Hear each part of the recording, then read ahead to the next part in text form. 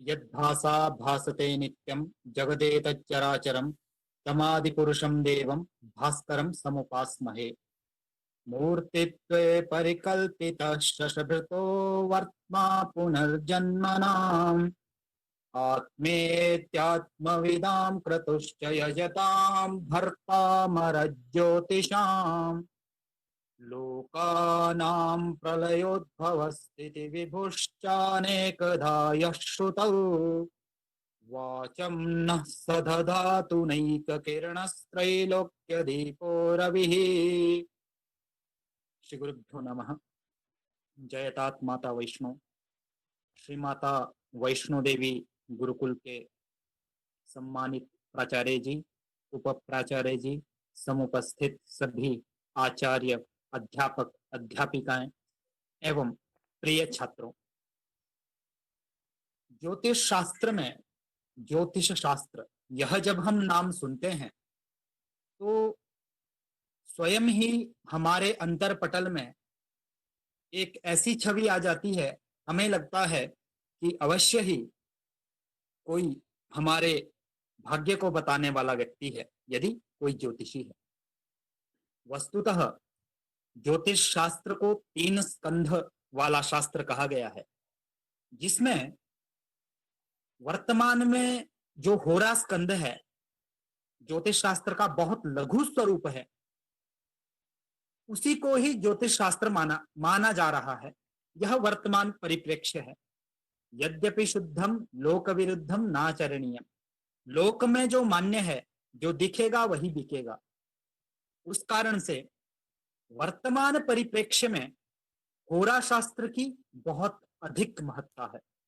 यदि हम इस विषय को जानें, हमारे बड़े भाई ज्योतिष शास्त्र के आचार्य डॉक्टर विकी जी ने ये कहा ही, विधात्रा लिखिता यासौ ललाटे अक्षर मालिका दैवज्ञस्याम पठेद्यक्तम होरा निर्मल चक्षुषा।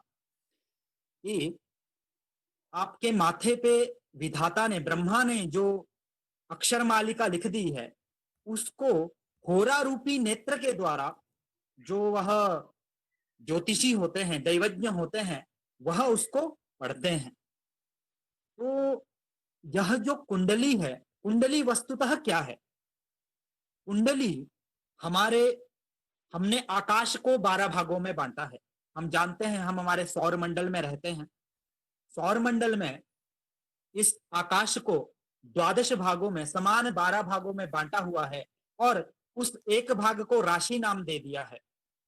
क्योंकि पृथ्वी भी गोलाकार है, वृत्ताकार है, पृथ्वी की कक्षाएं भी वृत्ताकार है, इसलिए वहां पे जो आकाश को हमने बांटा है और उसको मापने की जो कला होती है वह वृत्त के आधार पे ही होती है, और हम उसको कोण के आधार पे, डिग्री के आधार पे नापते हैं।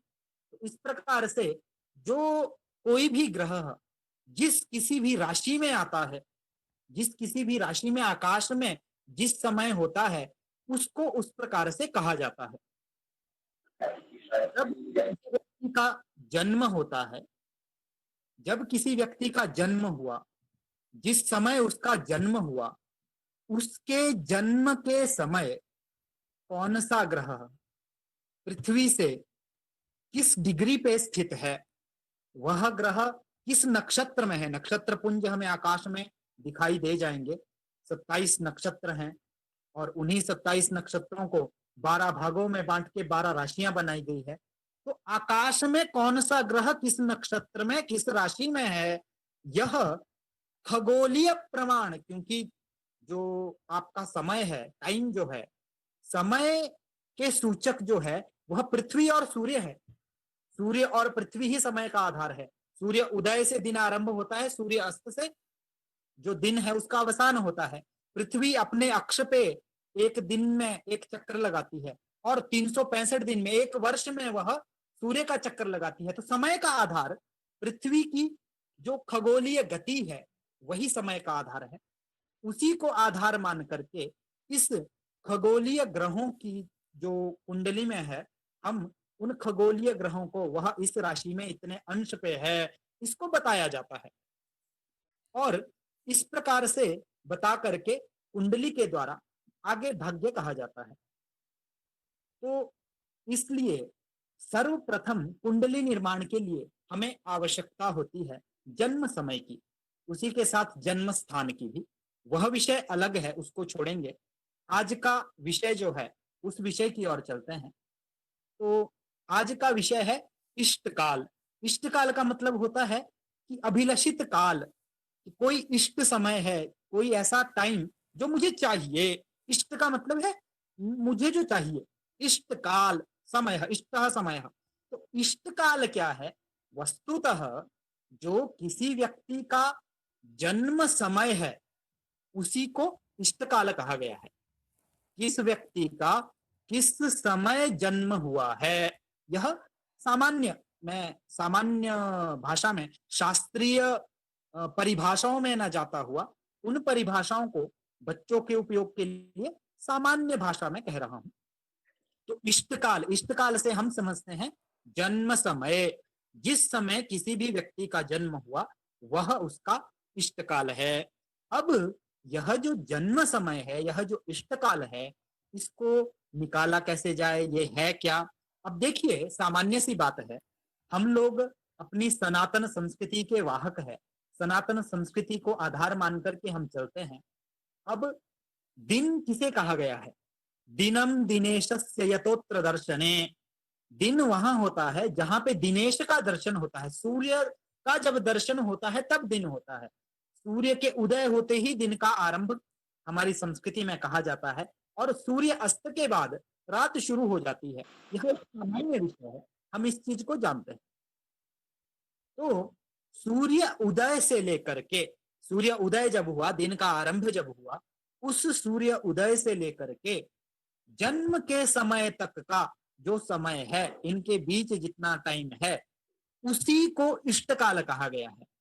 किंतु हमारी, जैसे अभी आजकल घंटे में, मिनट में, दिन में, मास में, वर्ष में समय को मापा जाता है, समय की गणना की जाती है। वस्तुतः समय तो असीमित है, यह गणना के योग्य नहीं है। ना हम वैसे है, अनादि अनंत है, इसकी गणना नहीं की जा सकती है, किंतु फिर भी व्यवहार के लिए इसकी गणना की जाती है। उसी प्रकार हमारे प्राचीन समय में समय की गणना जो होती थी वह घटी, पल इत्यादि, आगे के मान वही है, दिन, मास, वर्ष, वो मान बराबर है। यहां घंटे की जगह घटी, पल और विपल, विघटी और प्रतिविघटी जिसे कहा गया है, उसमें गणना होती थी।